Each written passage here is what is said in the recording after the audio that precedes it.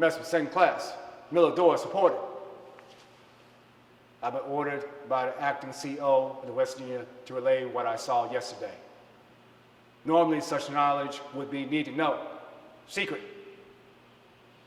But since you're special here, I got cleared to talk about it. It was early in the morning when it started, around 0800. The West Virginia was docked along Battleship Road near Ford Island in the harbor. There were 12 battleships that made the road that day. We were in the second row to port of the Tennessee. I just got done serving the breakfast mess to the junior officers and was starting to round up their laundry for washing for the day. Then I heard the bugle ring. It was a general alarm. We had been hit and called the battle stations. A torpedo slammed right amidships to port. Then we saw planes flying over us. Jap bombers. Boom! 2 bombs dropped right on our deck. Then the starboard, a 3rd bomb hit the Tennessee. We went to amidships to the secondary battery to help load the 5 inches. We found that the secondary battery had been damaged by the Jap torpedoes. By now, the ship started taking a lot of water, making a bunch and sway a lot towards port, making it hard to keep your balance while you were running. I was figuring to make it to Times Square, where you went to await further instructions when you could not fulfill your primary duty.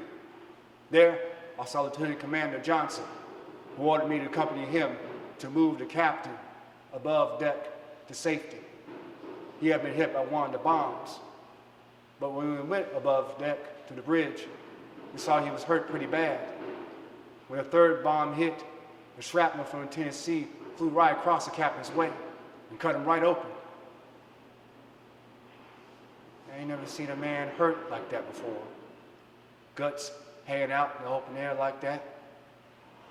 But Captain Binion didn't even feel sorry for himself. He asked the gunnery officer nearby how the ship was faring, then ordered the compartments below deck to be flooded to keep the ship from sinking. We tried to make our way with the captain on a cot down a ladder from the bridge, but the goddamn thing nearly broke.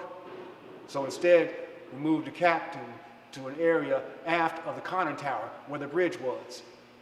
Right then, Lieutenant Frederick White, we call him Snowshoes on account of his big feet, reported to the lieutenant commander that there was an ammo problem just forward of the conning tower. So, the gunnery officer ordered us and Lieutenant White to go to the gunnery to look into the machine guns. Now, the Negro papers will have you believe that we messmen are allowed to handle the guns in the Navy. That's a lie.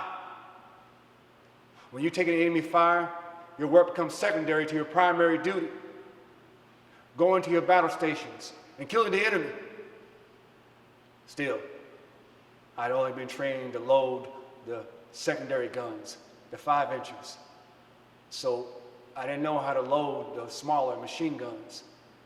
So I expected that Snowshoes and an ensign nearby would fire the machine guns at the Jap planes. But for some reason, that ensign ended up doing something else. So Snowshoes loaded both guns, and he had me fire one while he fired the other. And to tell you the truth, it wasn't hard. I pulled a trigger and she worked fine. I guess I fired her for about 15 minutes. I think I got one of the Jap planes.